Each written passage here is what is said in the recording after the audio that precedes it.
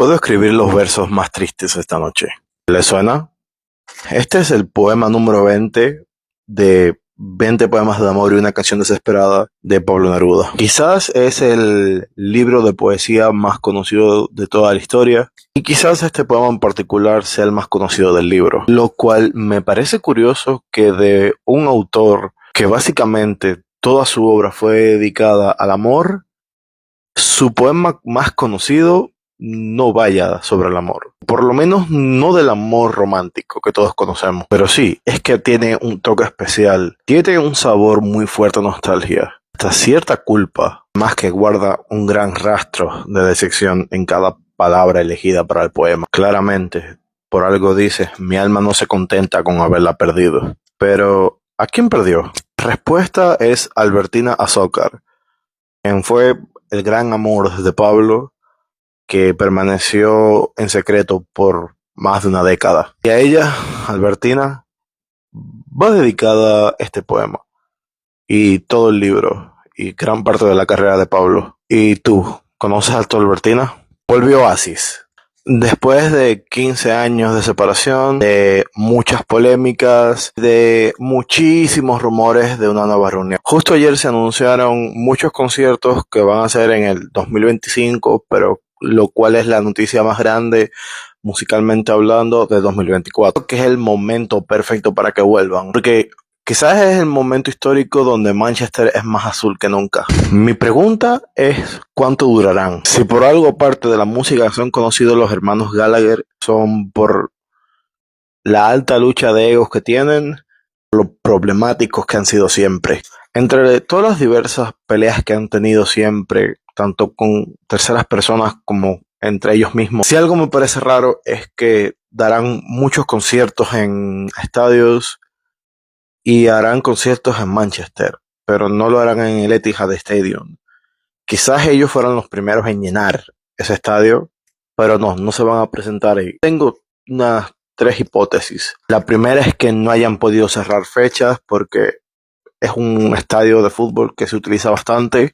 Segundo, que el estadio no esté adaptado a conciertos, cosa que me parecería raro porque fue un estadio que costó muchísimo dinero. Y la que suena más lógica es que quizás ni quisieron. Por ahora solo se habla de una gira de conciertos, no de más nada, ni de grabaciones, ni de absolutamente nada. Pero ya esto es un gran paso porque los hermanos Gallagher llevan peleados muchos años y parece que están en un buen punto en este momento. Aclaración final. Oasis es una banda de Britpop o rock británico, no un disco de Bad Bunny y J Balvin. ¿Qué fue lo que pasó en Chernobyl? Creo que la mayoría nos imaginamos como una gran explosión. Y sí, pero es más complicado. Fue provocado por el mal manejo de los trabajadores y de los operadores de la planta en un experimento en el reactor número 4.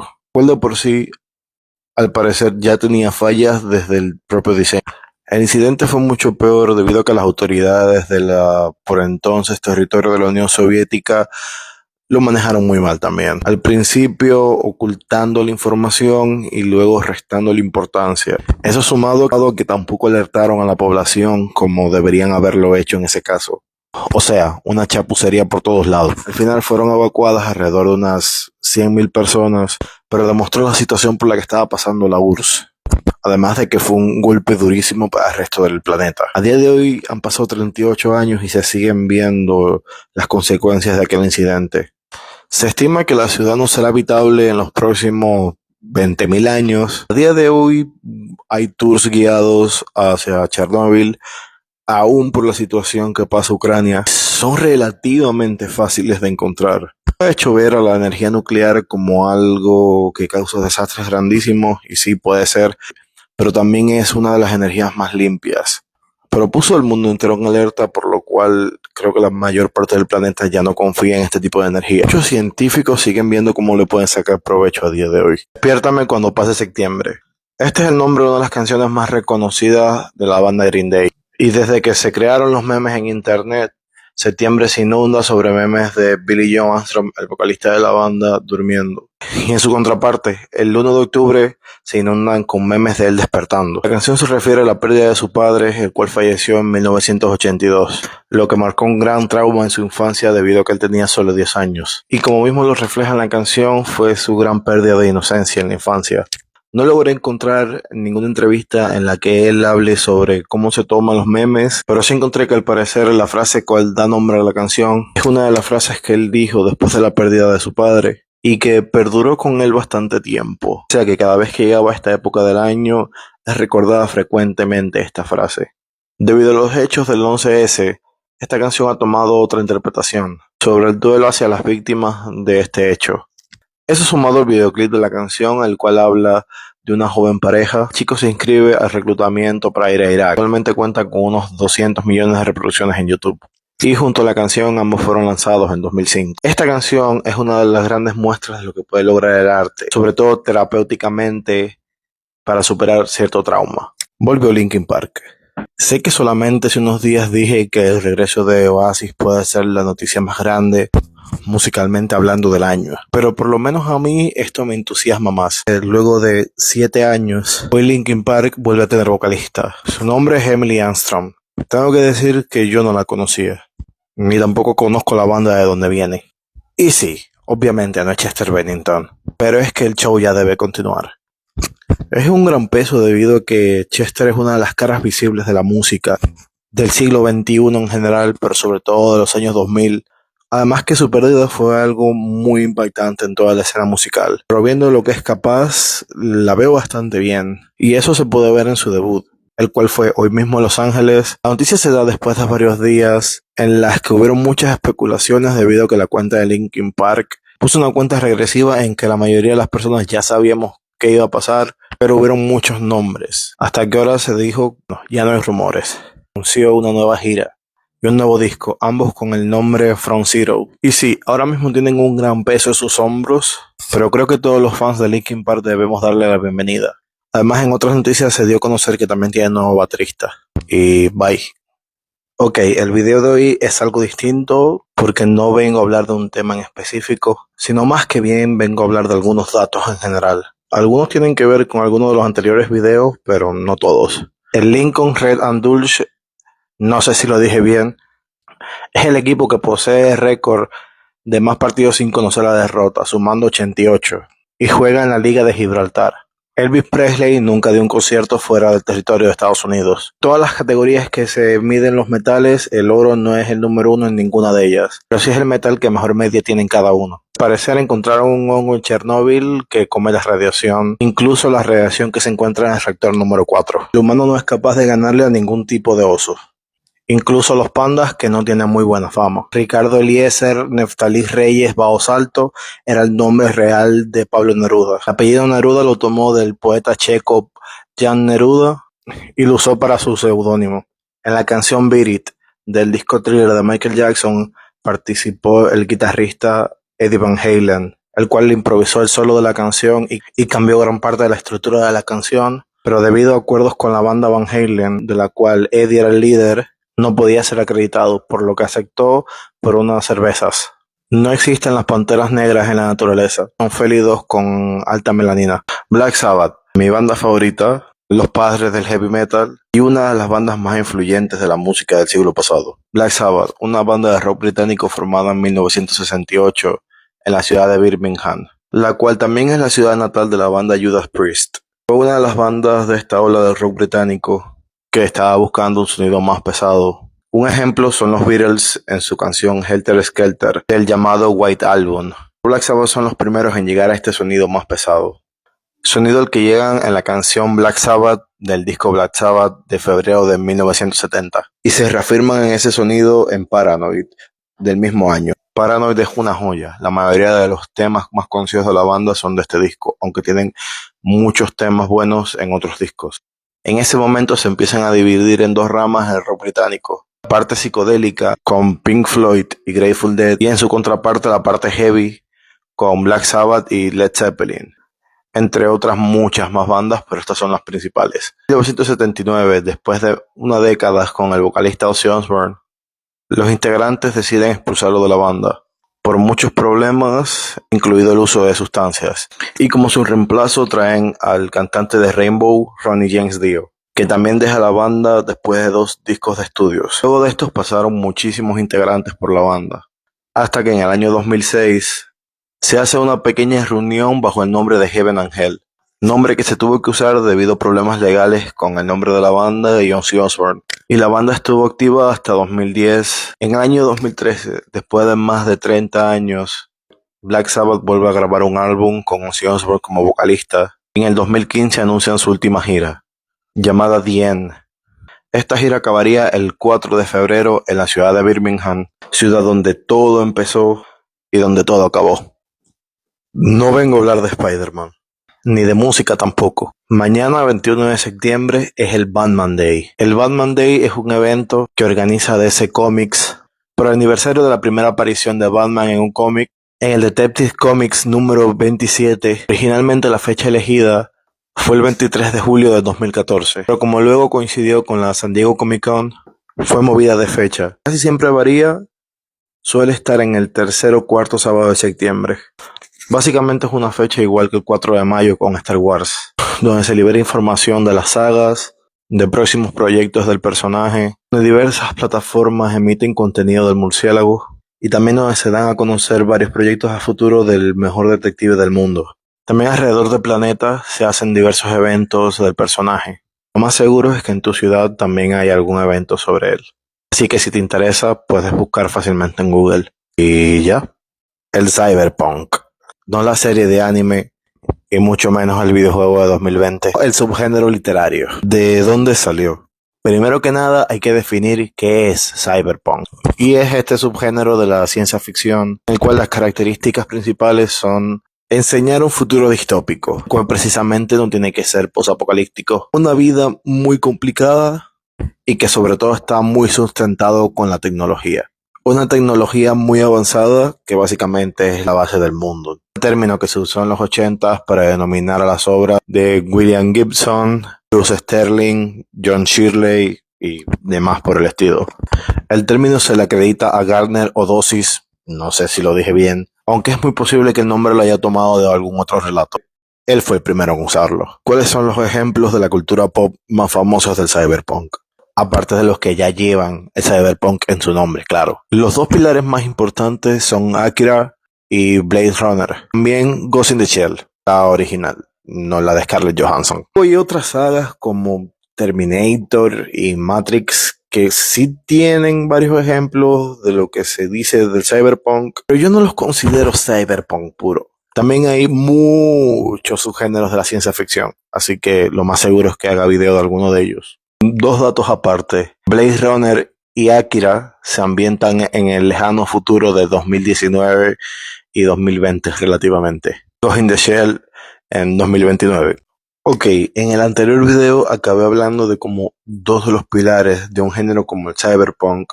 Una de las principales características es mostrarte el futuro. Ese futuro que te muestran ya es un futuro obsoleto. Pero si te digo que hay todo un movimiento artístico donde se habla de este fenómeno, ¿por qué no? No es solo del cyberpunk.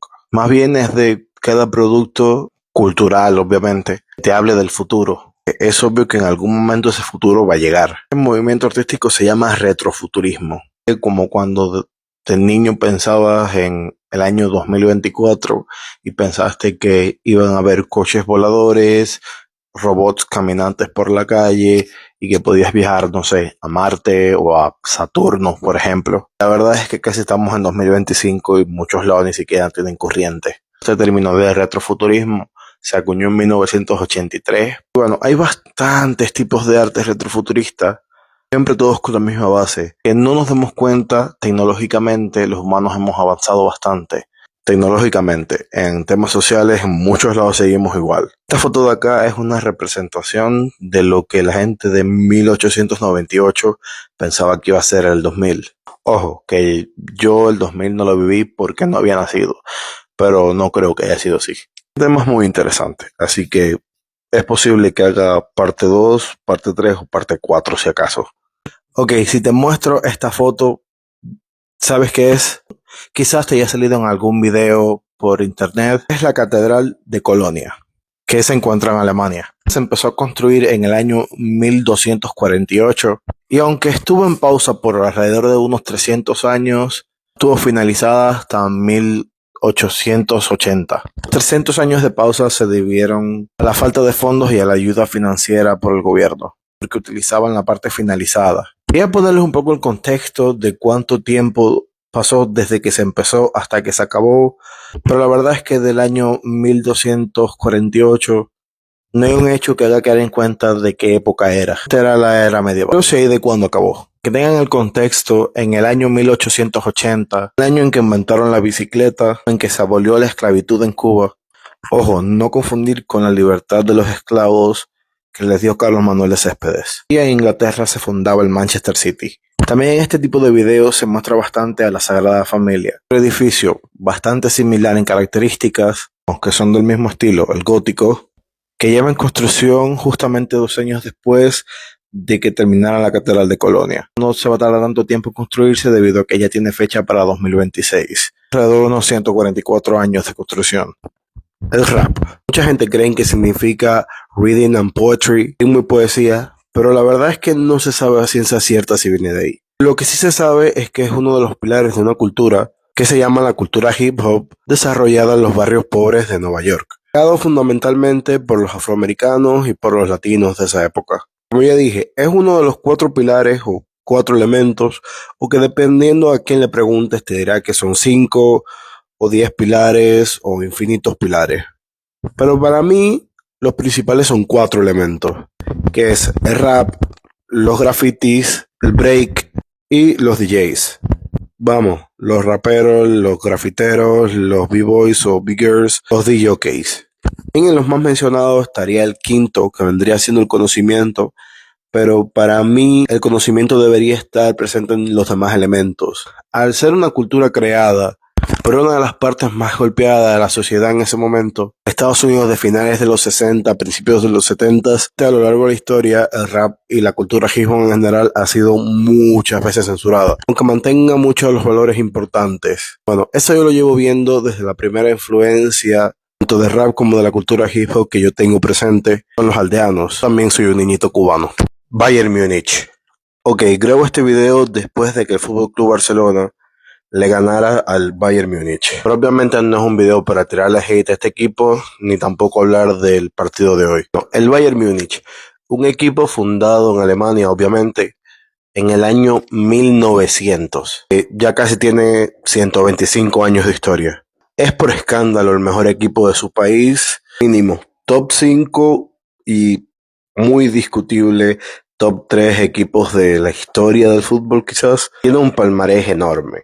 6 Champions, el tercer máximo ganador de esta competencia. Eso sí, empatados títulos con el Liverpool. Ya en la Bundesliga es un escándalo. De las 60 Bundesligas que se han hecho hasta el momento, han ganado 33. Bueno, sí, actualmente no es el campeón, porque la última temporada la ganó el Bayer Leverkusen. Llevaba un récord de 11 ligas seguidas. También hay que decir que tampoco es que haya participado en todas las Bundesligas, porque no es uno de los equipos fundadores de esta competencia. De la ciudad de Múnich era el 1860 Múnich. Seguro que tú tampoco conocías a este equipo. El que ascendió a Bundesliga arrasado. Y tienen una de las filosofías más importantes. Filosofía mía san mía. Que significa somos quienes somos. Holman Logan. Este cómic, este es de 2016, sino más bien el personaje que debuta en un cómic de los Cuatro Fantásticos en 2008. El propio 2008 tiene un arco argumental dentro de los cómics de la continuidad regular del propio Wolverine. Holman Logan es una de las versiones de Wolverine en un futuro distópico donde los villanos triunfaron, por decirlo así. Tanto así que el presidente es Red Skull. Pero bueno, la verdad es que no vengo a hablar de la historia. Quiero ver la historia que se lea el cómic. Más bien de la relevancia que tiene el cómic en sí. La verdad es que fue bastante rompedor en su época. Tanto como que lo fuera ahora. Creo que nada es un cómic que no va con la historia del camino del héroe. Ojo, que no es tan malo del camino del héroe, sino que simplemente no lo es. También rompe con ese status quo donde parece que los personajes en los cómics nunca envejecen y siempre tienen la misma edad, que te presenta un mundo donde los seres no ganaron. Si no lees cómics, También te puedes ver la película de Logan de 2017, que es muy buena por sí sola y cuenta otra historia, pero sí se nota la influencia que tiene este cómic en ella. November Rain. Quería empezar este video poniendo algún otro video donde grabara la lluvia, pero el problema es que en Las Vegas llueve como 4 veces por año, y aunque el otro día llovió, se me olvidó grabar. Clásico, es un tema de la banda Guns N' Roses, escrito por el vocalista Axl Rose. Fue lanzado en febrero de 1991. Ahí perdieron la oportunidad de lanzarlo en noviembre, pero bueno, ¿qué voy a saber yo? La canción es un temazo. El videoclip básicamente es la definición de icónico. No me quiero centrar mucho en eso, y el que conozca el tema ya sabrá lo que pasa. Eso sí, si no conoces el tema, ve a escucharlo y a ver el video. Protagonizan Axl Rose, y un dato interesante es que Stephanie Seymour, la actriz que sale en el video, era la novia de Axl en ese momento. Esta canción y dos más, una de esas dos es Don't Cry y la otra no me acuerdo el nombre, forman una especie de trilogía que cuentan historias medio conectadas. La verdad es que nadie de la banda dijo que era así, pero la verdad es un poco obvio. Y también yo había escuchado que estos son como 3 partes, pero que había una cuarta parte de historias, pero que Axl y Stephanie ya habían roto y que no se grabó. La demostración de que es un temazo es que es el primer video lanzado antes de la creación de YouTube. Llegó a las 1.000 millones de visitas. También fue el primer video anterior a la creación de YouTube que llegó a los 2.000 millones. Los gitanos. La verdad que esta etnia no se sabe realmente de dónde es. Por lo menos no 100%. Pero actualmente se cree que es muy probable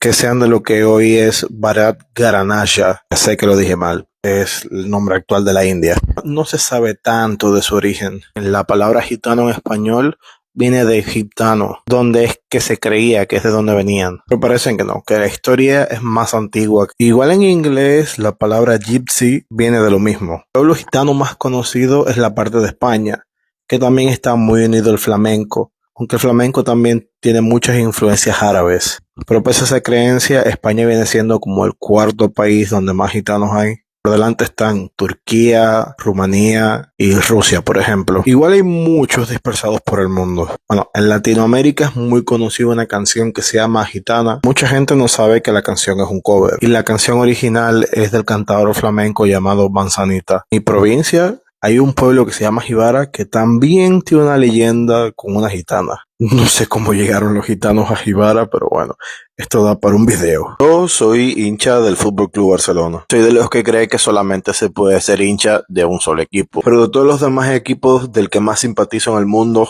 es el Liverpool. La historia del Liverpool empieza en 1891, cuando el Everton, que es el otro equipo de la ciudad de Liverpool, decidió marcharse del estadio donde llevaban jugando algunos años. Ese estadio se llamaba Anfield. Un año después, en el 1892, el dueño del terreno decidió fundar el Liverpool. Anfield sigue en pie y sigue siendo uno de los estadios más míticos del mundo, y nos trae malos recuerdos a los hinchas del Barça. En resumen, el Liverpool es el equipo inglés más ganador, aunque no es el máximo ganador de las ligas inglesas, que ese es el Manchester United. Manchester tiene 20 y Liverpool tiene 19. También es el equipo inglés con más Champions, con 6, aunque eso ya lo hablé. Obviamente, al tener unos 130 años de historia, el club tiene muchos ídolos, pero para mí el máximo referente del Liverpool es Steven Gerrard. Toman la canción You'll Never Walk Alone, una canción que corean los hinchas en cada partido. La tragedia de 1989, en un partido contra el Nottingham Forest, donde fallecieron alrededor de 100 personas. En 2005, el Liverpool llega a la final de Champions contra el Milan de Estambul. Es que este partido se merece un video por sí solo. Me faltaron muchas cosas por decir del club, ya lo haré después. Milán. La segunda ciudad más poblada de Italia, una de las capitales del arte, el diseño y de la moda, y también una de las capitales del fútbol, la casa del Derby de la Madonnina, nombre que toma de la estatua de la Asunción de la Virgen de la ciudad. Enfrenta al AC Milan y al FC Internazionale. Vamos, el Milan y el Inter. Rápido. El Milan se funda en 1899. En 1908 se cambian los estatutos del club para que solo puedan jugar jugadores italianos. Unos 40 integrantes funden otro club donde sí están permitidos los extranjeros. Nace el Inter de Milán. De todas formas, actualmente en los dos equipos pueden jugar extranjeros. Quizás por coincidencia, el máximo ídolo del Milán es Paolo Maldini, un italiano, y el máximo ídolo del Inter es Javier Zanetti, un argentino. o sea, un extranjero. Desde entonces, los dos equipos se odian. Como el resto de equipos italianos, de las pocas cosas que comparten está el odio hacia la Juve. También comparten estadio. En Italia es que el estadio pertenece a la ciudad. Cuando juega el Milan se llama San Siro y cuando juega el Inter se llama Giuseppe Meazza. Giuseppe Meazza fue un jugador que pasó por los dos clubes. El Milan no destacó tanto, es uno de los ídolos del Inter, nombre oficial del estadio. Fútbol Club Barcelona, el equipo del que soy hincha desde incluso antes de tener noción del fútbol. Hoy, la fecha de la que estoy grabando el video, es el 125 aniversario del club, fundado un 29 de noviembre por el suizo Hans Gamper, conocido por Joan Gamper. Es uno de los 3 clubes que han estado presentes en todas las ediciones de la Liga Española, además de que es el primer campeón de esta. El primer club en ganar los 6 trofeos de un año natural, lo que se conoce en el fútbol como el sextete, el club con más ganadores del Balón de Oro. También es el primer equipo en que 3 de sus integrantes conforman el podio, tanto en el masculino en el 2010 como el femenino en 2024. La historia del club está muy ligada a Cataluña. Uno de los puntos más bajos del club fue cuando en plena guerra civil española su presidente fue fusilado. En los 60 se empieza a adoptar el lema "Més que un club" y habla de esto, de ser más que un club de fútbol. En la década de los 70 entra en el juego Johan Cruyff, una de las personalidades más influyentes de la historia del fútbol, tanto como jugador y después mucho más como entrenador. Quien lo dotó de una filosofía futbolística, que fue el entrenador del mítico Dream Team de los 90. Luego de unos años muy inestables en el club, a principios de los 2000 debuta un argentino llamado Lionel Messi, el máximo ídolo del Barça y mejor jugador de la historia. Esto es historia. Ya se lo deben saber. Para acabar quería poner una foto mía con alguna camiseta del Barça cuando era niño, que no encontré ninguna. Cosas que tiene emigrar. Vizca Barça. El Cascanueces. Originalmente basado en el libro de Ernest Hoffmann, publicado en 1816 bajo el nombre del Cascanueces y el Rey de los Ratones. Es mundialmente conocido sobre todo por el ballet compuesto por Tchaikovsky, coreografiado por Led Ivanov, con la participación de Marius Tepita, estrenado en 1891. El ballet está basado en el libro, pero se apega más a la versión de Alexandre Dumas, que es un poco más simplificada que la obra original. En su estreno la obra no fue tan exitosa. No es hasta la década del 60 hasta cuando toma más relevancia, aunque ya en los 50 había sido televisada. El personaje principal, según la versión, tiene un nombre distinto. La obra original se llama Marie o María, pero en el ballet, que es de lo que estamos hablando, se llama Clara. Así que la vamos a llamar Clara. Pasemos al argumento. Es Navidad y Clara recibe un regalo. Es un cascanueces, el cual su hermano lo rompe por envidia y por celos. Y a la noche, cuando todos fueron a dormir,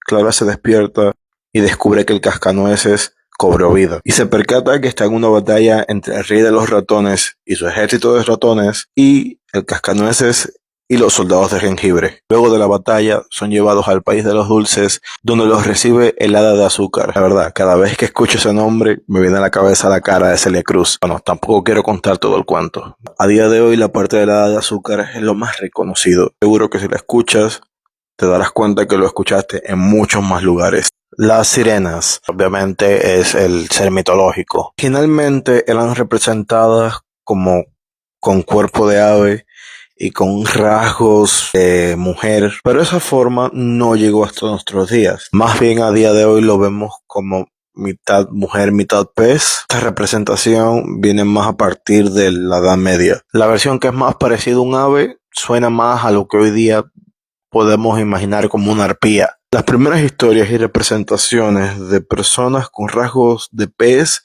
vienen desde los asirios, pero como tal las sirenas no son nombradas hasta la mitología griega. Aquí el origen de las sirenas es más complicado que las líneas de tiempo de Dark. Donde toma más relevancia es en la Odisea de Homero, que te cuenta la historia de Odiseo, también llamado Ulises, en la vuelta a su tierra, Ítaca. Lo que se mantiene en las dos formas de ver a las sirenas es la voz, que en ambos se describen como una voz atrapante que vuelve loco a los marineros. La historia de sirenas más conocidas es La Sirenita. Está basado en el cuento del poeta danés Hans Christian Andersen. Si vas a Copenhague, en Dinamarca, te puedes encontrar una estatua de la sirena de este cuento.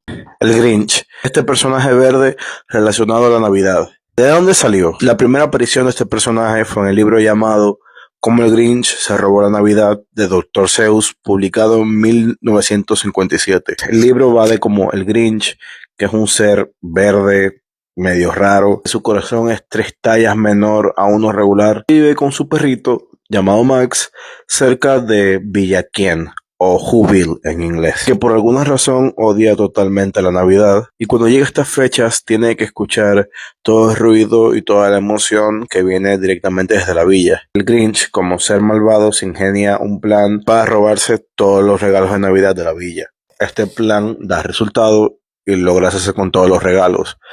Pero de todas maneras, los quien siguen celebrando la Navidad, porque ese no es el significado. O sea, que no son los regalos. Hace que el Grinch se conmueva de una manera que nunca antes había sentido. Su corazón crece y se vuelve un corazón normal y devuelve todos los regalos hacia la villa. Desde esta primera aparición en el libro del 57 han habido muchísimas adaptaciones. La más importante es la protagonizada por Jim Carrey en la película del año 2000. 24 años después, ya es un clásico de la Navidad. Esta película la verdad es que no recuerdo que la dieran nunca en Cuba y ya. System of a Down. En los años 90, unos jóvenes con orígenes armenios decidieron formar una banda. Tomaron el nombre de un poema que había escrito uno de los integrantes. Como tal, no tiene un sentido literal. Traducido al español sería el sistema de un abajo, que también si lo quieres traducir como el sistema de abajo está bien. La cosa es que empezaron a hacer música con un mensaje bastante político, muy marcado antiguerra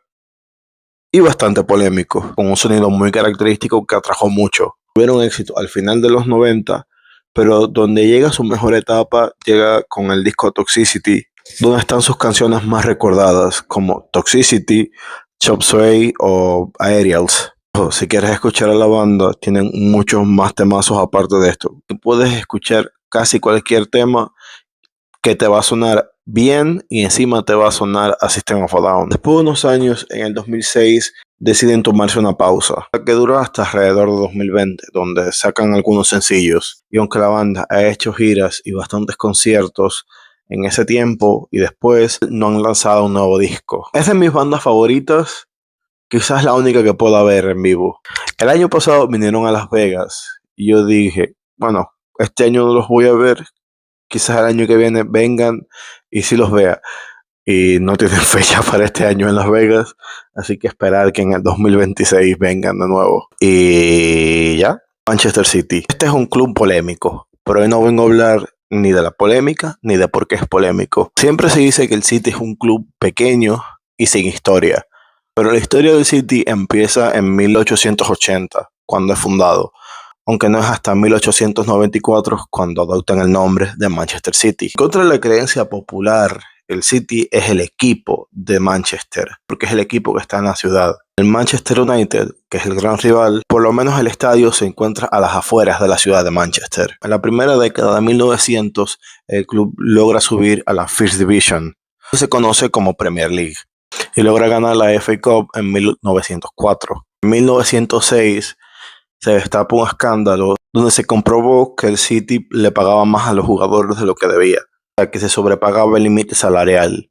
razón por la que el club fue sancionado y multado. Los jugadores, muchos se fueron a otro club, unos de ellos se fueron directamente hasta el Manchester United. Eso ayuda mucho el crecimiento de los Red Devils, a la par que el hundimiento del City. El City logra ganar de nuevo la FA Cup en 1934, por primera vez logra ganar la liga en 1937. Pero al año siguiente, aún teniendo un equipo mejor, descienden, siendo el equipo más goleador de todo el torneo, pero también el más goleado. Subirían rápido, pero la Segunda Guerra Mundial lo pausó todo. Justo después viene la peor época del club. Eso que contaré en el siguiente video. Ok, Manchester City. Seguimos con el club polémico, pero sin hablar de la polémica. Todavía no. Nos quedamos en los años 50. Ya el club, de vuelta en primera, vuelve a ganar la FA Cup en 1954.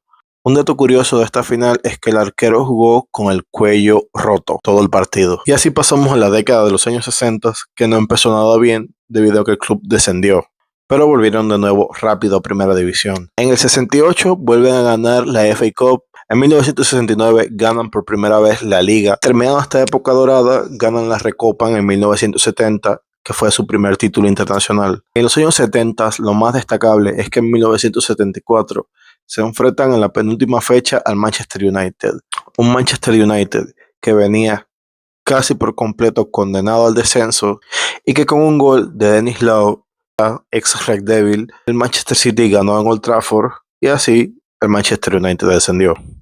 En los 80 y los 90 vinieron muchos problemas, bache económico y malas gestiones, lo que llevó al club a descender en varias ocasiones e incluso caer a tercera, el punto más bajo del club. Con la entrada del nuevo milenio, el club volvió a primera. Ha luchado más por mantener la categoría que por un título o algo de eso. Todo esto cambiaría dentro de poco. Esa es la siguiente parte.